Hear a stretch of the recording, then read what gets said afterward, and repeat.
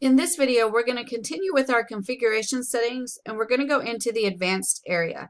So I'm going to go to Stores and Configuration. And then from here, I'm going to collapse the General tab and go all the way down to the Advanced tab. And I'm going to go to Admin. And in this area is where you set up the information for your admin users to be able to access the back end of the store. I'm going to go ahead and expand each one of these and we're going to take a look at what the settings actually are. So in admin user emails, I'm going to go ahead and leave all of that default. And then for the startup page, it starts up in the dashboard.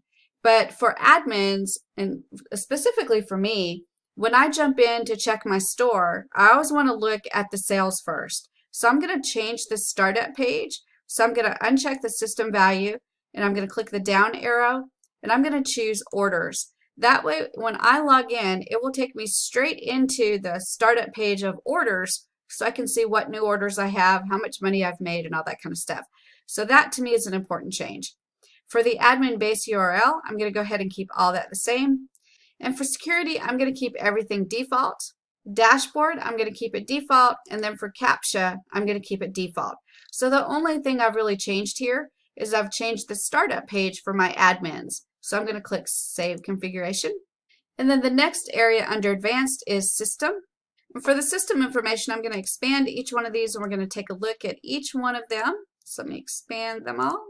And the first one is the cron tasks. And for each one of these, I'm going to leave this as the default. For mail sending settings, I'm going to leave each one of these as the default. And for currency, I'm going to leave the installed currencies as default. For backup settings, we can enable backup if we want to. It's disabled by default for security reasons. For the sake of just setting up our store, we're going to go ahead and keep it default. For the full page cache, I'm going to keep it default. For storage configuration for media, I'm going to keep it default. Image upload configuration, all of these can be set as default.